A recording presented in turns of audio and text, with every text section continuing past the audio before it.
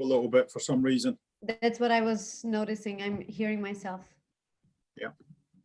Hopefully not anymore. Not anymore. Not anymore. Perfect. I hope it won't be an interrogation. Oh, yes, absolutely. No, not at all. Far from an interrogation. It's more along the lines of the bits we talked about the other day, let you guys chat, because you are more the authorities than me. So it's more your conversation than anything I've got to say. I'll just be Someone called me a watching. legend on LinkedIn. I'm not quite sure I can live up to that. And Olga's been referred to as a friend of HOSPA. I thought that was very nice, Jane. Yeah, She's not quite a member yet. We need to make you a member. Well, I meant to sign up for like several years and months, and I've seen a few messages from Sheila, I think, and it's kind of, I'm still in the process, but yeah, I'll do this straight away after this call. How about that? There you go. You know, it was very funny because I invited Olga because we all met in a meeting by World Women in Hospitality Travel Tech. So this group of ladies that try to share experiences and understand what we do and learn with each other. I think it's great actually. And when I invited Olga, she was like super into it. And when I said Michael is joining us, she was like, "Oh my god!" That's That crazy Australian. Who let him in? Before we start. I was ever so slightly intimidated. Oh no. I'm not that bad, am I? I've just been on the phone with Ben from Strand Palace. So yes, I've got my Aussie accent really tuned in for this. They're doing all sorts of amazing stuff there, aren't they? They're housing military people, but also homeless people, I believe, and doing meals for anybody that needs a meal. Amazing stuff from the Strand Palace. Being really proactive, yeah. Yeah. Okay, just for you to have an idea, we are 3 minutes away from starting. Okay, we are already live. So if anyone is watching us, we haven't started yet. We will start on time, but we are already here, ready to start the webinar for you. So stay tuned. And you guys are going to keep an eye on the chats for us, aren't you? Yes, I will. And if any question pops up, I will let you know. Brilliant. I have a torrential rain here, so I don't know whether you can hear it or not. Wow, yeah, we could. Really bad timing. Okay. When it's that bad, it normally doesn't last for very long. Yeah, hopefully it's a quick one. I'll try to keep myself muted as much as possible. I tried that in my first webinar and they told me off for it. I kept forgetting to switch on when I was having to talk.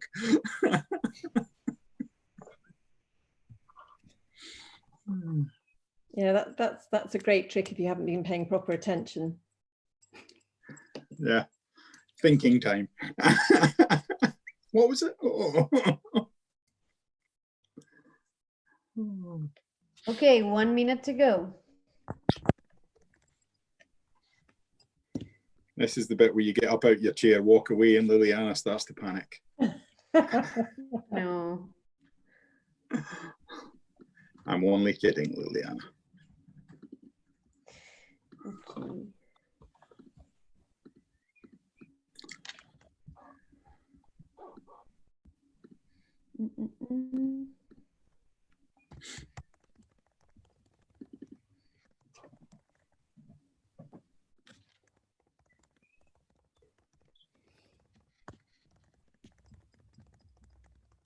Okay, making sure we have all set.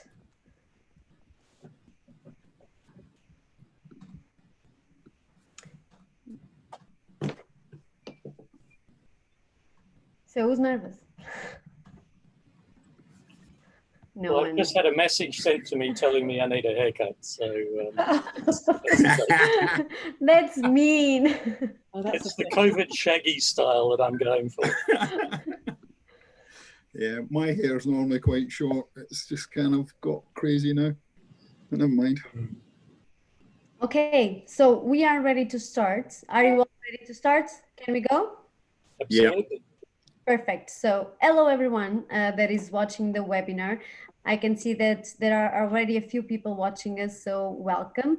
Welcome to another webinar of the initiative Stay InfraSpeak. Okay, every Thursday we host a talk for hotel and facility managers with topics related to operations, management, tech, with relevant industry professionals sharing their experiences as we have today. So if you want to keep updated on our agenda, please follow the link that I left on the comment section. Feel free to ask any questions you might have, okay? My name is Liliana. I'm a marketing executive at InfraSpeak, and I will be guiding the conversation today, even though today in a slightly different format that we usually host. Today we will be talking a little bit about the new challenges for hotel revenue management, okay? And as I told you, please feel free to share your insights or make any questions, okay? We will try to answer them. And with me, I have Larry, that you already know, our country manager for the UK at InfraSpeak. Hello, Larry. Hello, Liliana. And I also have Jane Pendlebury, CEO at HOSPA. Hello, Jane. Thank you for joining us. Today is a very special webinar because Jane is actually partnering with us in promoting this webinar, which is great. So HOSPA was in charge of inviting Michael to join us. So that's great. Thank you for that. And actually, Larry and Jane will be bringing up some questions to our guests, which are Michael, as I told you, the managing director of Heyward Hospitality Solutions, actually, and Olga, Sommer, revenue manager, a very experienced one, actually, that can share a lot of insights with us. So actually, I will start to give the word to Jane. Jane, do you want to say why you decided to join us and what do you expect for today? Yes, thank you very much, Liliana, and thank you for inviting us to join with you. So for those of you that don't know, I'm Jane Pendlebury, I'm the CEO of HOSPA, and Michael sits on our board as well. So you've got very senior people here from HOSPA, which is great. HOSPA is the Hospitality Professionals Association. We're based in the UK and mainly service the UK, although we do have a lot of international members as well. A typical member of HOSPA will be a hotelier, usually hotels, although we do go across the board, somebody involved in finance, revenue management, IT, marketing, anything commercial really, asset management. And during this time of COVID-19 crisis, what we're aiming to do is just offer as much support as we possibly can to the industry that we all love, we're seeing devastation all around us. And we're doing that through positive blogs. We've got a new page on our website, which is sharing any support that sponsors and any suppliers to the industry are doing specifically during this time. And also we're sharing good news stories. So where hotels are doing amazing things or restaurants are doing amazing things, we're sharing those as well. So that's why we wanted to be part of this, and we're very proud to be working with InfraSpeak and Liliana and Larry as well. So thank you very much for inviting us to be part of it. Thank you, Jane. That's great to hear. And I must tell you that you're doing a great job. I love your crisis support page. So by the way, and now I will ask Michael and Olga to introduce themselves as well, so we can understand a little bit of your path. So maybe we can start with the ladies. Olga, should we go? Thank you very much. Name is Olga Sommer. I'm Katie's Revenue Manager of the Year. I've been working in revenue field for over 10 years. Main experience managing revenue for 5-star luxury boutique hotels, but also working in large international hotel chains like Hilton, Accor, Novotel. So it's a kind of experience, everything that is in between as well. So hopefully I'll bring experience and some knowledge into this discussion. I'm sure you do, Olga, no doubt about it. Thanks. And now last but not least, Michael, can you introduce yourself, please? Absolutely. Good afternoon. So I work for myself now, but I have previously worked as a Director of Revenue Management in IHG for UK and Ireland, and with Accor, previous to that in the Pacific region. And I was lucky enough to come across to the UK 1 month before the global financial crisis hit. So I know about living through revenue management in rather challenging times. This is extraordinarily challenging, but each one of the things that we seem to face is a bit different. So I've seen gas crisis in Melbourne, I've seen water crisis in Auckland, SARS, and a range of different things. So yeah, it's a big one, it's a different one, and no two of these situations are the same. So there's a lot to think about and a lot to talk about. That's what we'll do. We have a lot to go through. So Larry, most of people already know you. You have been in all our webinars, so great.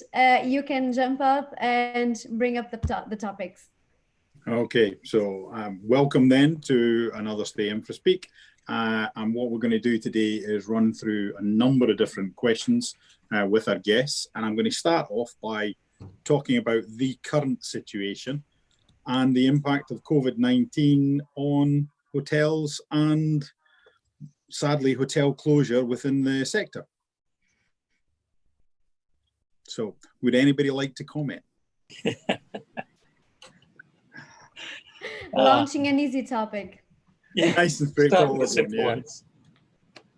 I think the first thing for us to be very clear about is, with all the figures we see, they tend to look at quite a high level. But with all the people I talk to, it's about more immediate issues for them in their business.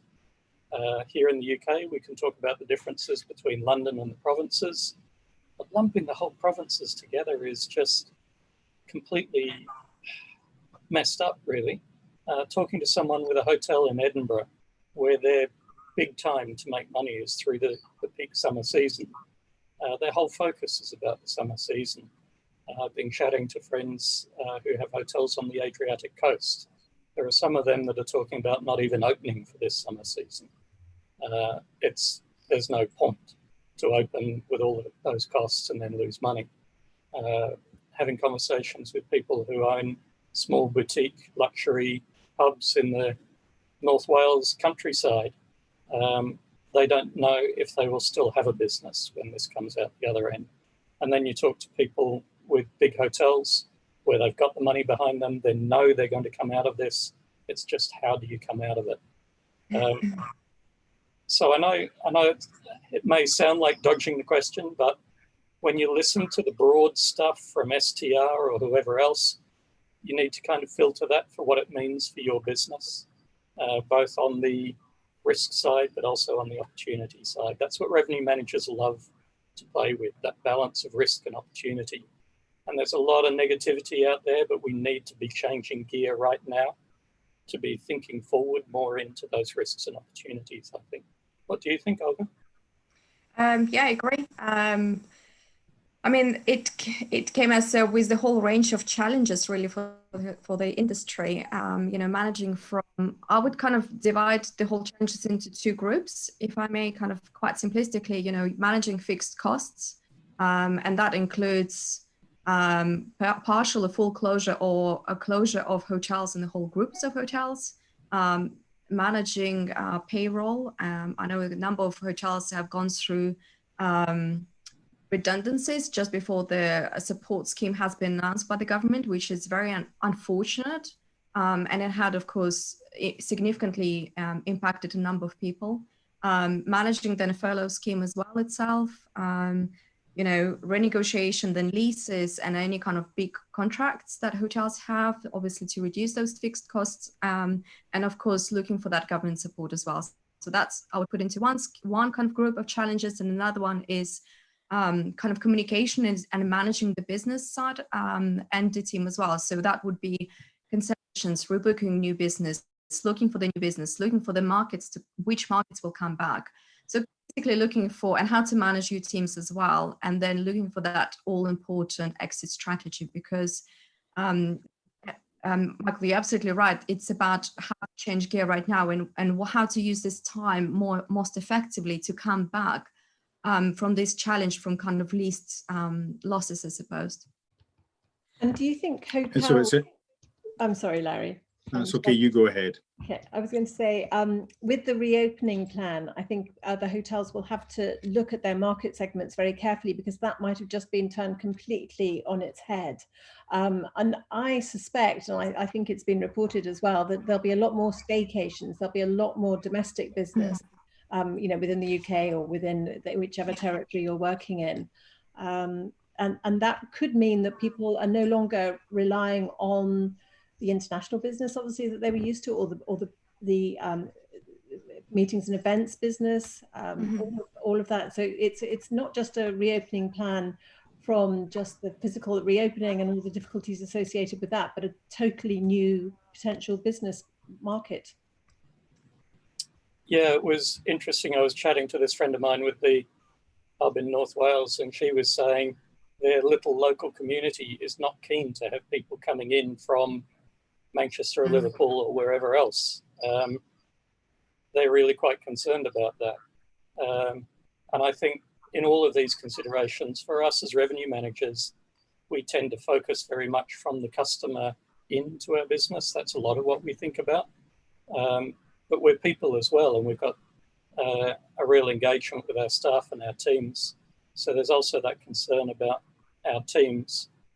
We've heard in the press down on the southwest, Devon and Cornwall, there's a real concern about a flood of people going in there.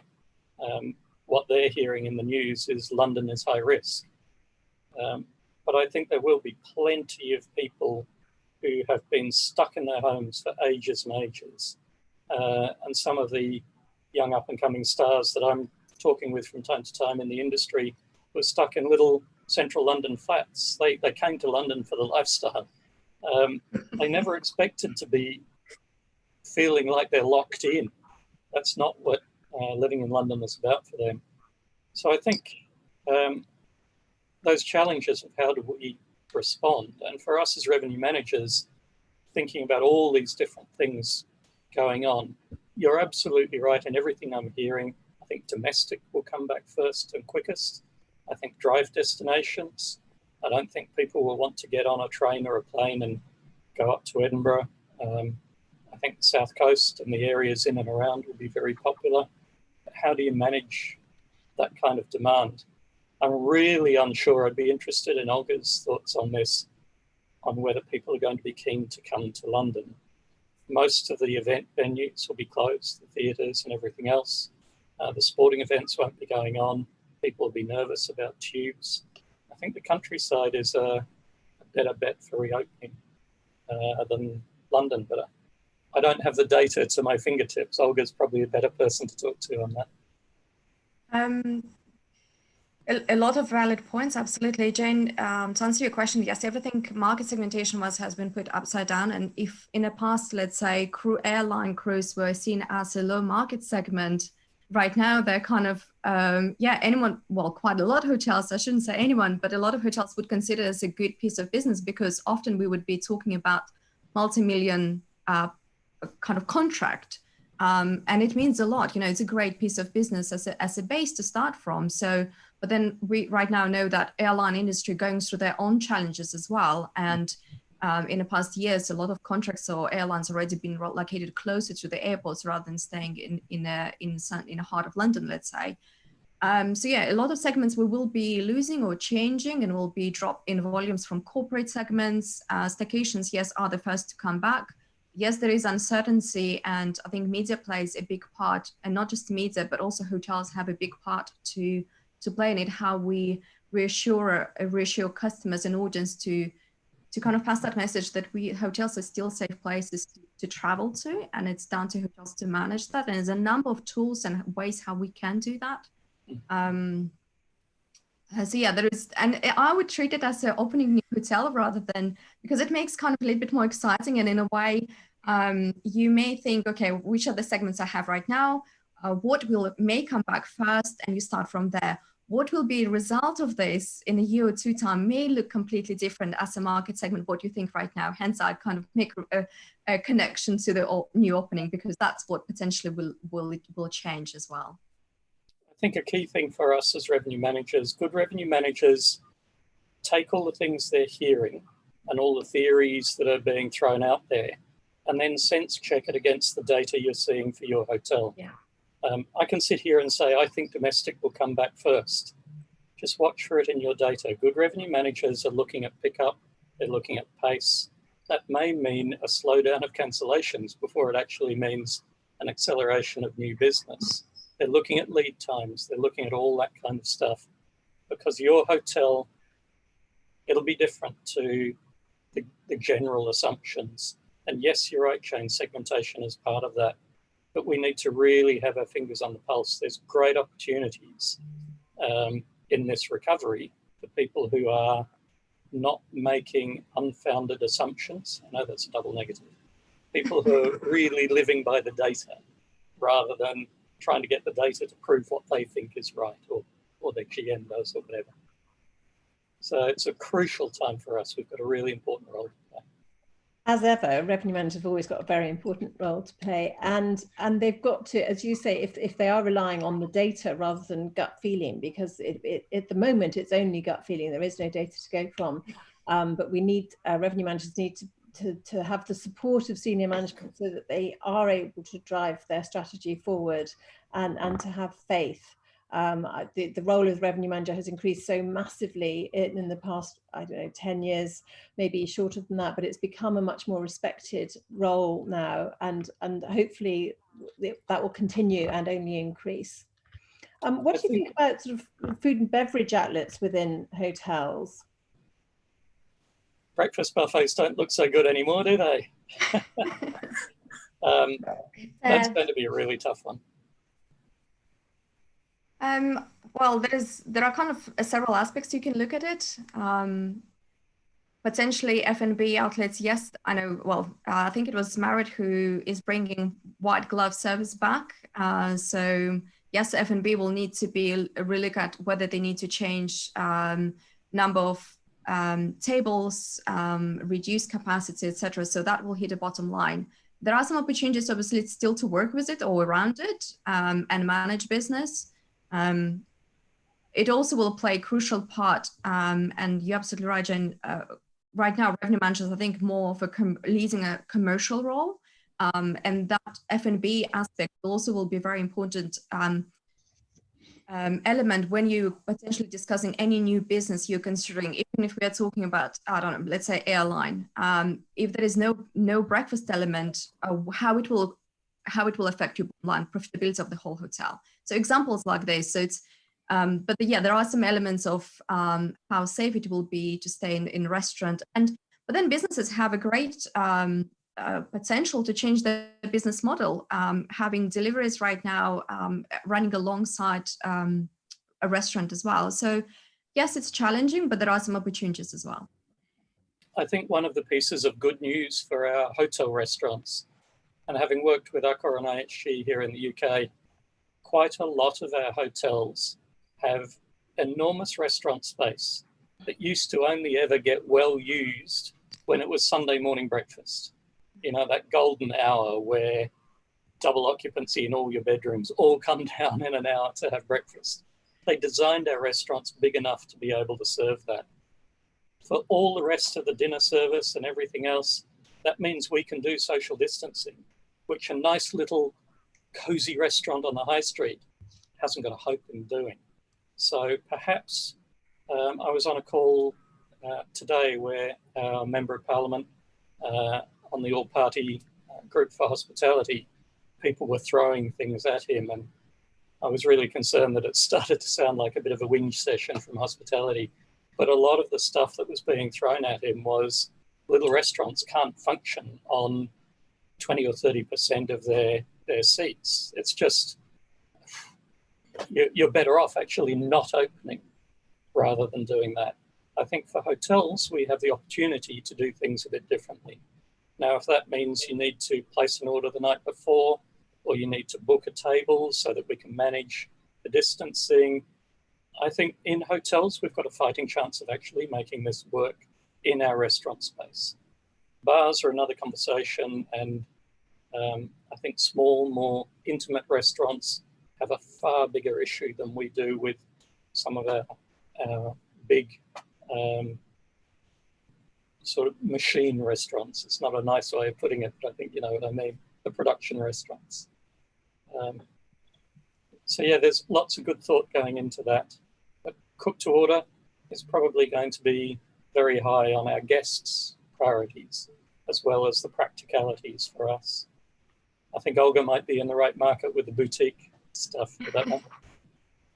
Well, anyone right now who has a space, outdoor space, we probably will benefit, whether it's going to be terrace, courtyard, a roof terrace, whatever it is. You know, we're going into summer season.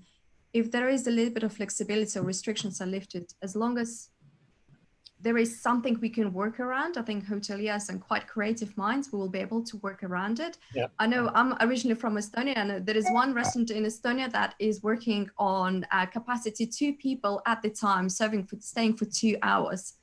And it's fully booked because, you know, they're probably just breaking even, but, you know, even PR and marketing wise, it works. So I think as long as we're giving a little bit of flexibility, yeah, I do believe hotels have a little bit of a chance, but it will come down to managing that fixed cost as well. And as somebody said to me the other day, that Sunday morning breakfast, Michael, picking up on your point, finally the hotels will be able to tell the guests what time to come, which is what they've been trying to do. So from that point of view, it will be good. So we all seen the general feeling, and again, we must rely on the data, but the gut feeling seems to be the staycation, but that will be the bulk of the initial business.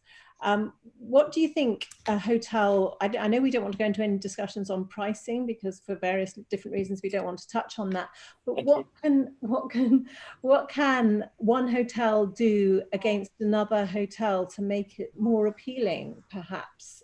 If all else is equal, you're going to a town that you don't really know, or a city that you don't know, or somewhere where you haven't stayed before. What can a hotel do to persuade the average guest to stay in their hotel rather than the one next door?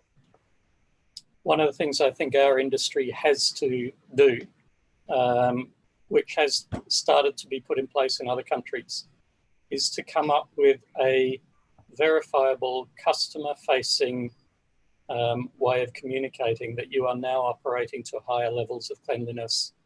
And I equate this with after 9/11, everything stopped as far as airline travel. Airports had to come up with a new level of security so the public would feel safe about traveling. I think initially, at least for the first 12 months, we need to take cleanliness and hygiene far more seriously. I've heard several people, whether it's Michael from which group? It'll come to me in a moment. So there are plenty of people who are putting all this effort into cleaning standards, but unless you can communicate it to your guests so they can make an informed choice, so they can choose the hotel that is now taking hygiene and cleanliness to a new level, rather than the one that's still in cost-cutting survival mode and doing 17-minute rooms with an outsourced housekeeping provider. You need your guests to be able to make an informed choice. And I think we as an industry need to come up with a way to do that. And I'm hearing lots of people talking standards. I'm not hearing anyone yet, although I'm keen to be part of it. I'm not yet hearing anyone saying, here's a customer-facing way to make an informed choice. Stay tuned. We'll work on it.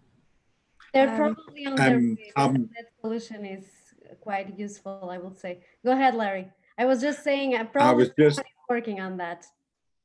Well, just so you know, we are already working on it because we're working with some of our hotel customers, and we will imminently be announcing a solution in that area to help both the hoteliers and the customers so that they are aware of what's going on, not just from a cleaning point of view, but also things like social distancing or physical distancing, etc.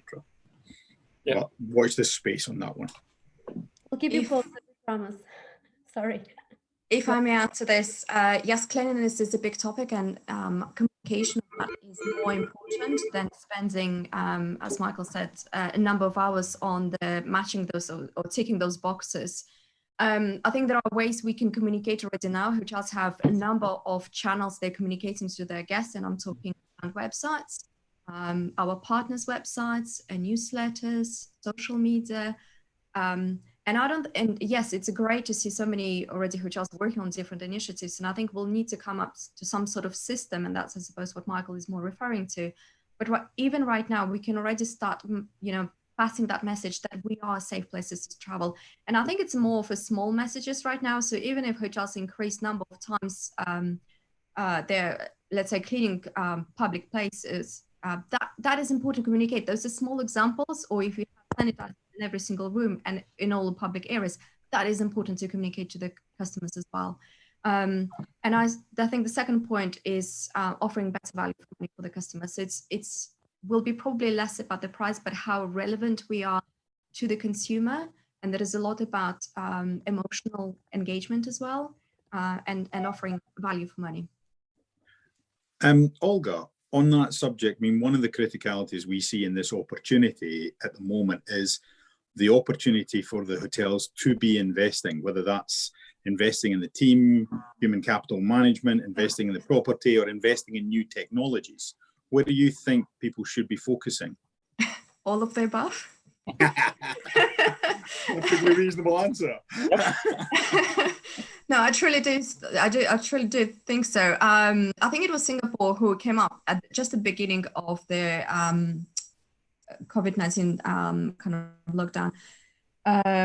They came up with government-led initiative that was about actually investing into training and retraining staff, because we knew that it will be a very long period of time. And right now it is about, really 3 initiatives. It's about investing into your property. And I know a number of hotels actually working on rooms and hotels projects, small projects to upgrade their product, because you have hardly ever where you can take up rooms out of service for such a long period of time.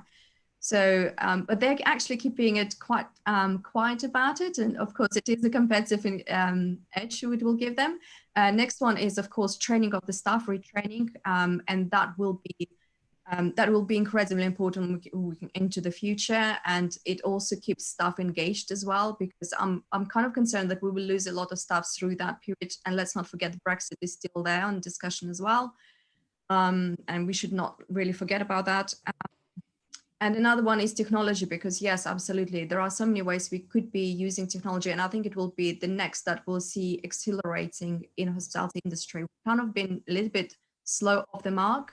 We're catching up right now. There are so many ways we can introduce technology, even let's say expanding a number of ways you can check in or check out. If we're going virtual check-ins, there are so many. You can literally talk for hours. I think it deserves a separate session, but technology is the driving right now. Yes. Yeah, and the great thing about the government scheme on furloughing the staff at the moment, picking up on your training point, is that whilst you're furloughed, you're not allowed to do any work that will increase the profitability of your business, but you can train. And of course, you've got all the time in the world to think and plan and just mull things over. That's a luxury many of us don't have. So there are things that can be done during this time whilst on furlough. And yeah, some of the technology will have to change, but I suspect a lot of the suppliers will have to be flexible on revenues, because there isn't a lot of spare cash going around at the moment. No, that's a very good point. I think one of the other things, and you've touched upon it there with the furloughed staff, is there are obviously some hotels who are not furloughed staff, who are actually still operating and doing new things. And I think we should give a shout out to those organisations. You were talking about some of them earlier on. I mean, can you tell me some of the things they're doing with staff from the NHS, etc., and provision of meals, maybe? We have a whole list actually on our Positive News website, but there's a lot more examples where the hotels are just accommodating NHS workers, any key workers, military people, also homeless people, because we never want homeless on the streets, but especially now. And I was really sad to read at the weekend that the homelessness has increased just recently, and a lot of those people are hospitality workers who were not formally employed, either on 0 hours contracts or just casual employees. So a lot of hotels are taking in those people. I think local authorities are paying for homeless people, which is great. So there is a revenue stream there. And there are others accommodating NHS and key workers. A lot of them are also doing food distribution. either just locally. I know the Barclay in London is doing a massive sort of drive-through for any of the key workers. The Strand Palace are producing, I think it was 600 meals a day for key workers as well. So there's lots of great initiatives out there. And there's also people doing takeaways and you know, for their local community, which is great as well. I mean, the country pubs, who obviously aren't able to operate in any other way, some of them are doing a thriving business in preparing meals for their local community, and then they're still getting revenues from that. Of course, people are picking them up, and it's a great excuse not to have to cook. So there are some fabulous examples of what hoteliers are doing, and whilst a lot of the phone calls we get into the HOSPA office are people suffering a lot and struggling with getting loans and whatever else is affecting them at the moment, I get just as many upbeat people who are just out there determined to come out the other side of this and doing whatever they can to ensure that happens. I think it's great because it shows the resilience of the sector, and you know, the simple fact is it will come back. It's just going to take time. And leading on to that, from your point of view, Michael and Olga, what do you think are going to be the criticalities for ensuring guest safety when it does start to pick up, or the new normal becomes the normal? Just to try and be a little bit concise, I mean, we've talked a lot about the cleaning and the new standards. Yeah. Obviously, the human interactions. Jane mentioned the F&B side. How do we run check-in? How do we manage our lobbies at busy times, whatever those now mean? I think the care of our staff is really, really important, and we can't make assumptions about what that means. We did a training session recently, a couple of us here, learning what it means to manage the cleaning of a room where a guest has been who may have been infected, because as we all know, you don't display the symptoms until well after, so you just don't know. Now, the government website says basically you should just do a normal clean and then do a disinfecting clean straight after that. So it's effectively detergent followed by disinfectant. But that's not the best practice. The best practice is to disinfect first to protect the staff, then to do the detergent, then to disinfect again. To come to the second part of my answer, what I've just been talking about is one of many examples that is showing a massive difference between the leaders who care about their staff and their guests and the ones who seem to only care about the bottom line. We all saw at the very beginning of this, when there was that hotel in Scotland that handed a letter to people and said, you're fired, and by the way, get out of your staff accommodation now. And the way the media just tore them apart, rightly so.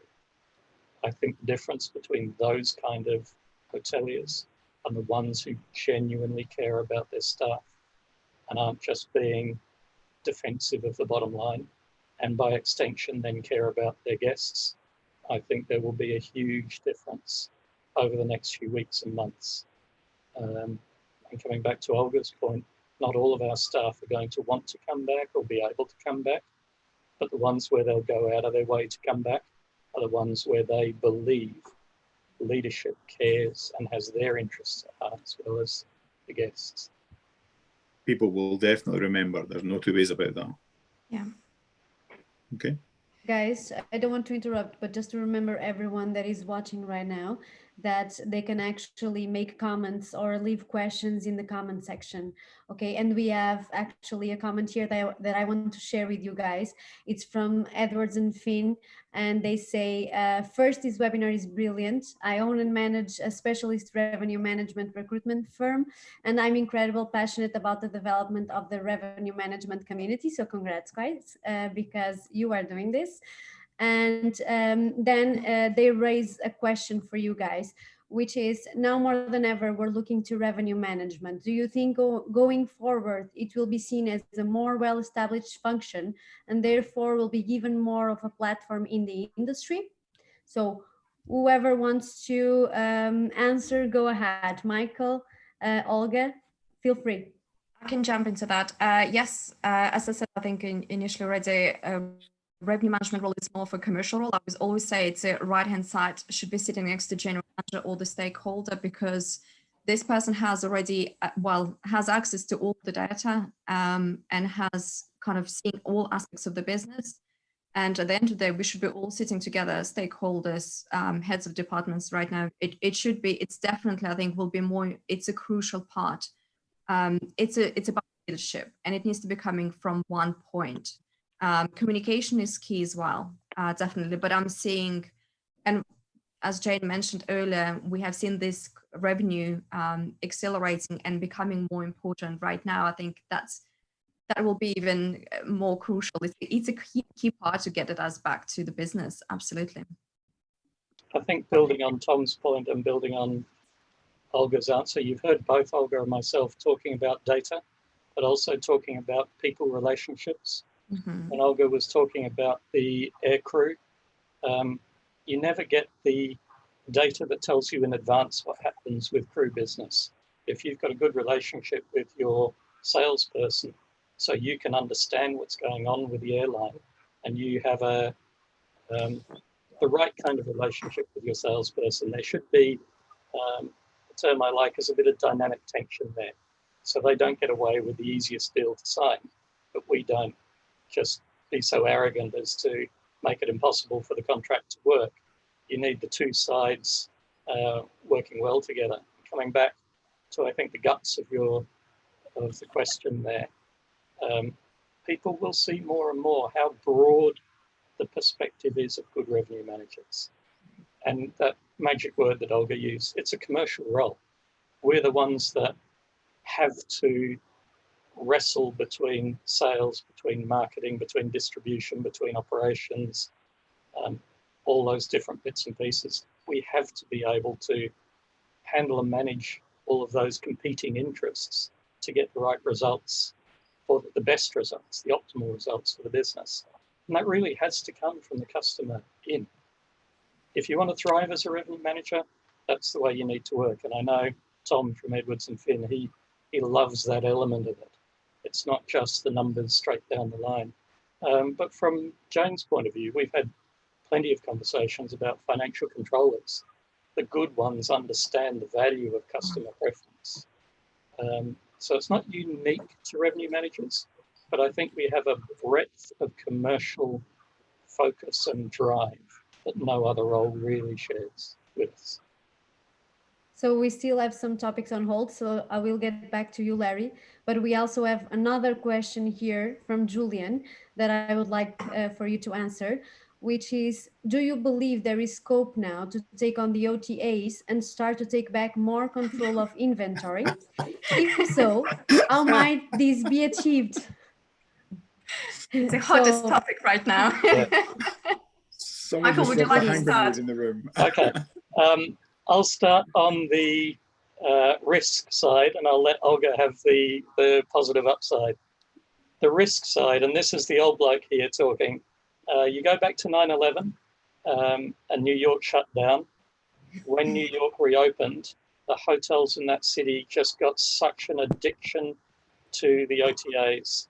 They were dumping rates. They became so dependent on OTA indirect business that I was working for IHG for some time, and we had to get really quite heavy-handed in dealing with markets where we believed the market, not just our hotels, but certainly all of our hotels, were in this situation where it felt like we'd sold out to the OTAs.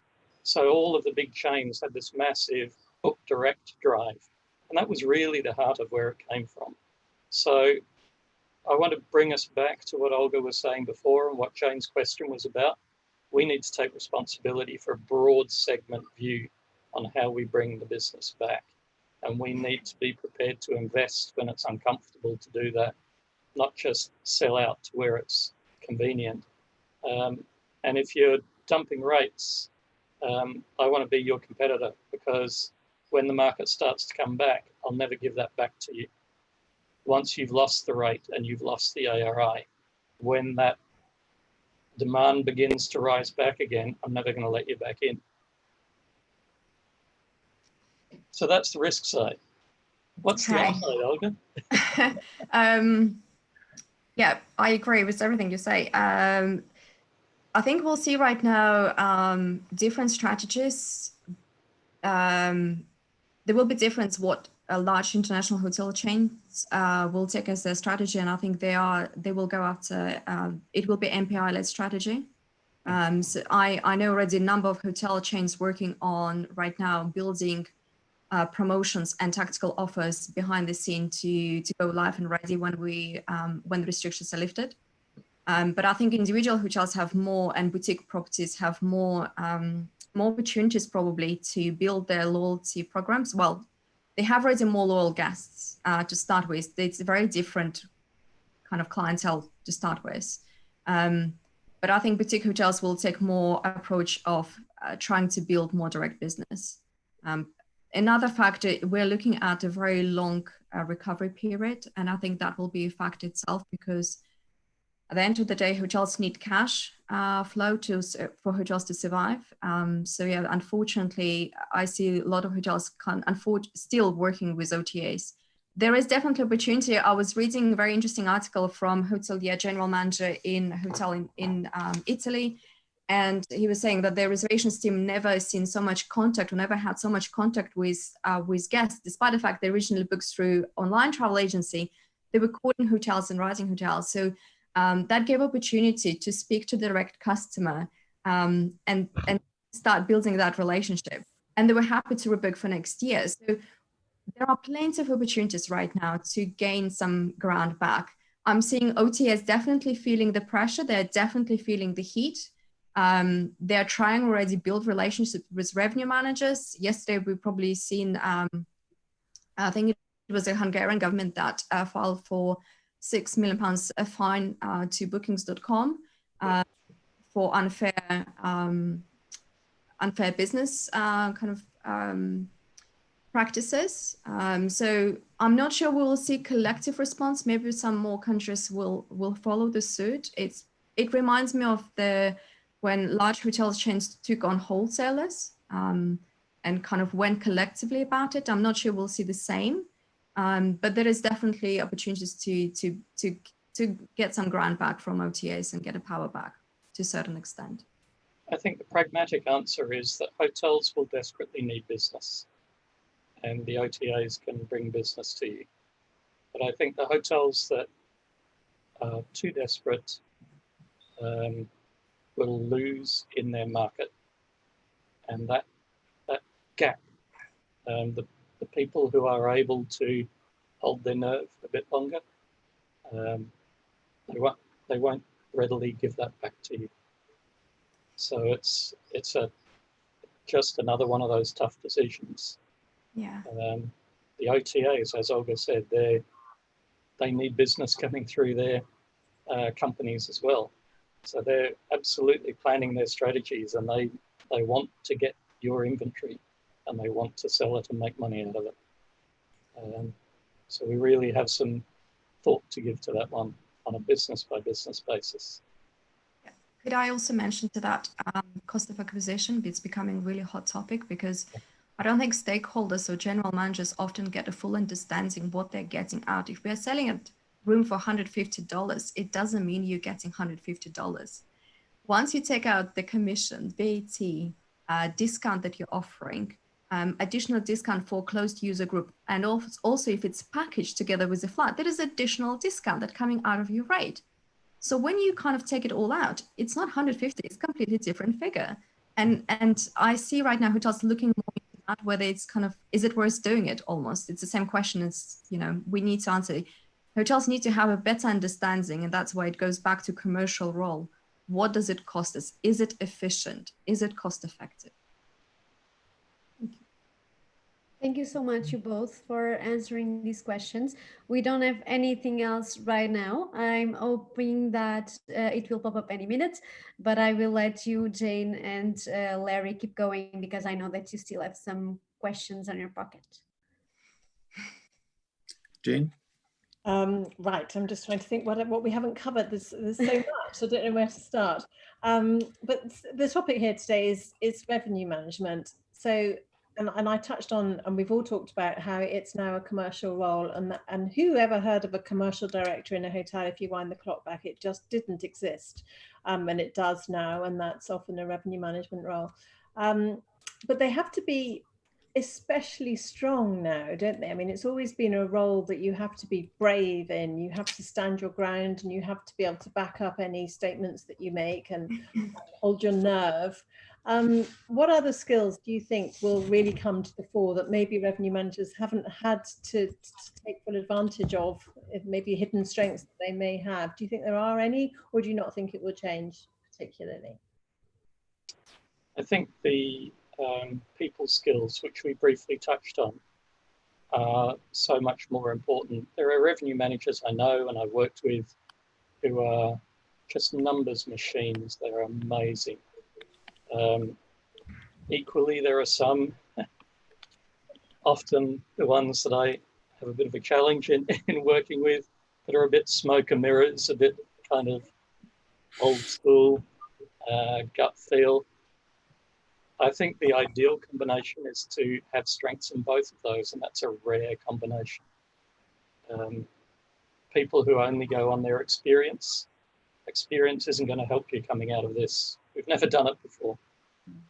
So that really established general manager you've got who has got 40 years experience in that market, it's not worth anything over the next few months.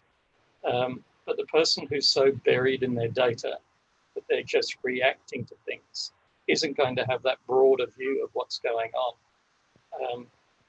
I think it's a real challenge for revenue managers now. How do you manage your time as a revenue manager? And just as I'm talking about the people skills and the data, all of that takes time and effort. So don't get lost in your numbers and don't get buried in webinars. Well, of course, this one is brilliant. Not your words even, so. So yeah, it goes back to that age-old debate of whether revenue management is a science or an art, and it's definitely both. Yes. Jane, if I may add, it will be influence and skills, because it is about communication and it's about managing upwards very often and convincing or passing the message in the right way that it will be received correctly. And we're dealing still with lots of general managers have more F&B or sales background, so that's an influencing their decision as well. So I would say influencing and communication skills are the key right now to make sure that all heads of departments and stakeholders are kind of buying into your idea as well. Yes, that whole total revenue management, which has been a buzzword as well for some time. And if I can add one more into that mix, it would be curiosity. I think good revenue managers have a real curiosity. So if one of the great source markets for you in the past has been US market or German market or something like that, think about how you can cultivate some contacts so that you will get a bit of a forward view on what's going to happen. I saw we've got a question that's come up in the chat about meetings and events. Whenever I hear people saying, oh, hotels, you know, poor us, we're going to be the last ones to open. No, we're not. The big event venues are going to be the last ones to open. So guys that I work with who've got hotels next to Wembley or these big venues, that's the last thing that's going to open, the place that you can put 50,000 people in all at once. Yeah, that's, who knows when that's going to be able to be allowed to happen. So when you talk meeting and events, there's the massive stuff, and then there's the middle stuff, and then there's the little stuff. I think the little stuff will come back much sooner, whether it's because the government allow it or whether it's because people feel confident about doing it. But I can't see any companies running any big 600-person annual conferences for their salespeople or their ownership groups or stakeholders for a long time. Probably not this year. I mean, I'm guessing. I don't have inside track on that. But what I would say is the good revenue managers are the ones who are going to say, how do I get the inside track on that? how do I work out who are the right people to be in touch with? And coming back to Olga's point, understand the relationships of that. Be prepared to invest in those relationships. Give of some of your insight and knowledge to the people who you're wanting to hear from. That's what I mean when I say cultivate relationships beyond the obvious ones. Okay, so we have 3 more questions, okay, popping up. I want to ask Jane and Larry first if they have any question they want to make now, because otherwise we can cover these 3 questions since we are 10 minutes away from our time limit. So Larry, are you all done? No, I think I'm fine. The guys have given quite extensive replies to everything I asked, so very happy. Perfect. I think the questions from the people that are listening in are the most valuable anyway. So let's super important. I totally agree. Okay, so let's start with Andrew. So we have talked about this topic before, so we can do a quick overview basically. And it's, do the panel see any change from the M&A point of view? Who wants to go? M&A as in mergers and acquisitions, or marketing and advertising, or? I think it's M and no, I know. It's M&A. M and A, not, okay. Well, I can write it down.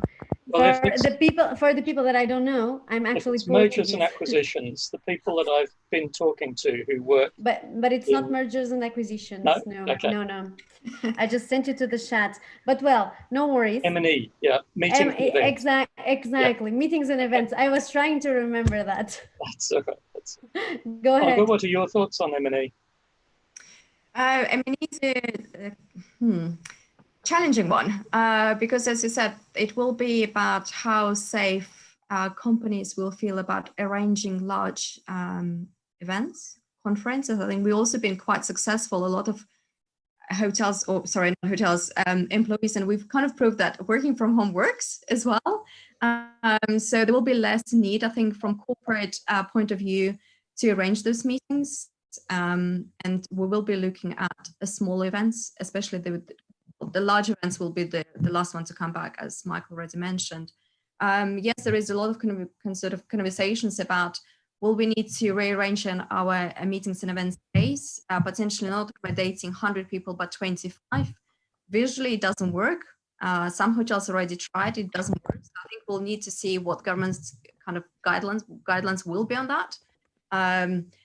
Potentially, the M&E space can be rearranged to offer maybe smaller working stations and desks. I know of the examples of people going into the empty offices because they just didn't feel, they couldn't stay longer at home, working from home, so they chose to go to work from empty office.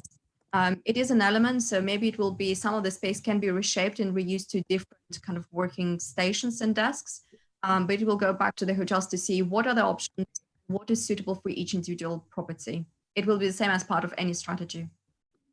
One of the things I would recommend is, if you're in a business precinct, I can almost bet that the corporate offices that are near you have got tiny boardrooms that used to be booked up all the time.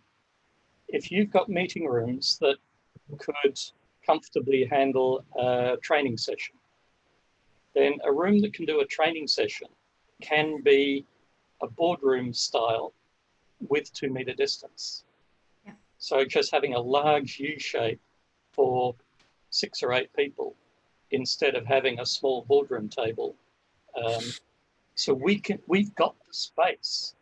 If their meeting rooms no longer work for the meetings that they want to have face-to-face, that may be an opportunity for us to offer an all-day meeting, including social distancing, because we've got the space. We're certainly not going to be selling it to the big conferences and exhibitions. So we may as well take advantage of what we've got that they can't do. I've been fascinated talking to different people about their attitude to Zoom and Teams and everything else that everyone's using. There are some people that are absolutely sick of it and can't wait to have a face-to-face conversation, to have that time to just chat and gas bag. But there are other people who are perfectly happy. Brilliant. love it, being able to just, my commute is now from that room there to this room here. How good is that? I think the value of social interactions is really key, and plenty of people will be wanting to make more use of that. But do I think we'll go back to the balance we had before? No. I think there will be a lot more stuff that people are comfortably doing like this. So I think the balance has changed, but in all things there is opportunity. True indeed. And Larry, it seems that Andrew has the same sense of humor as you, because he just said it's mechanical and electrical, and probably not, but well, we had the discussion before for everyone that is watching this webinar. We actually discussed this topic, and Larry did the same joke. So well, what I'll do is I can respond to Andrew's question offline, because I know more about mechanical and electrical than I do about for sure. meetings and events. For sure.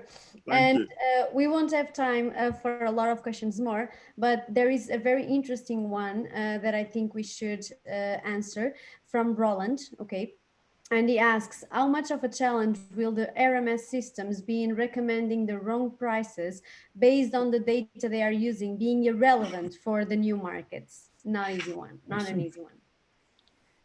Okay, then that's when we start looking into revenue managers to actually make not gut feel necessarily decisions, but almost have that follow your instinct. And for me, I would call it not even a gut instinct. You need to understand, you need to see from practice, try different price point and see what the market is buying. It is the best way to find out what is the right price point.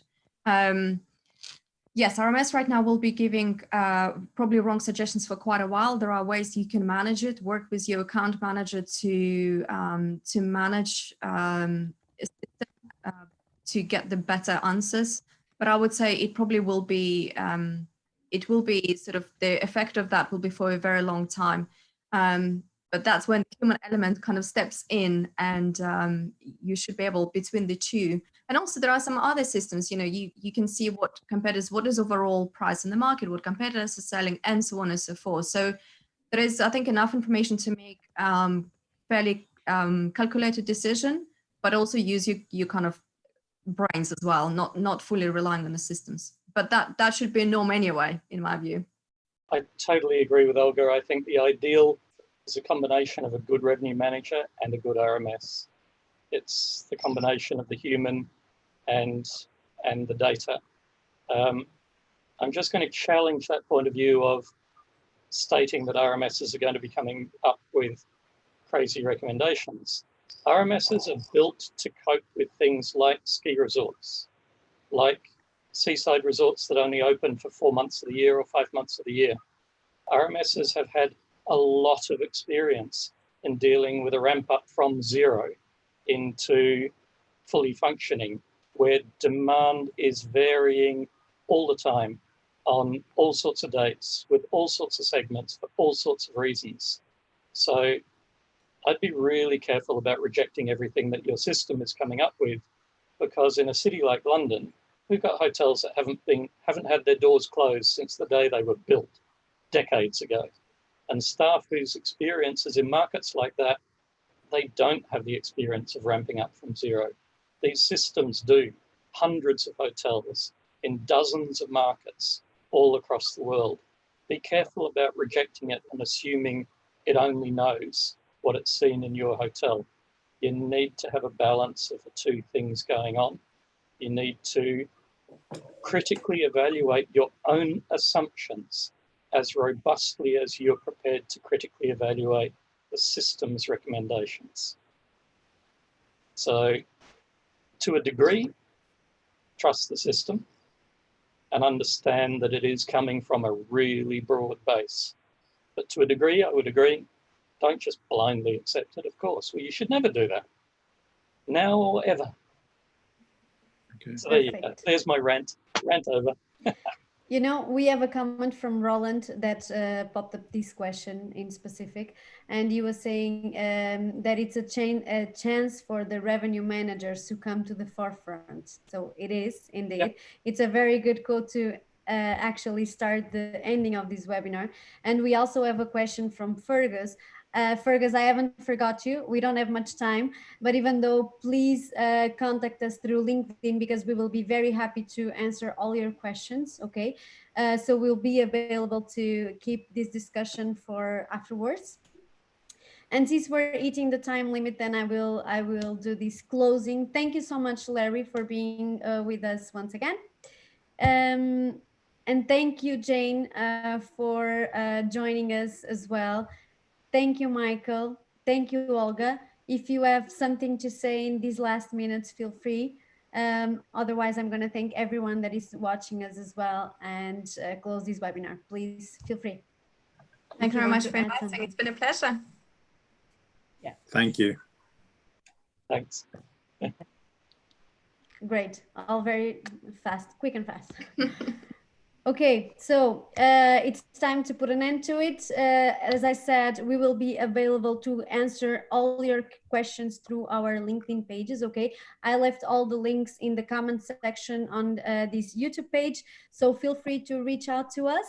Thank you all for taking the time to participate and to watch this webinar, and for being here with me as well. We'll be back next Thursday, so stay tuned on Stay InfraSpeak. Bye-bye. Thank you. Bye.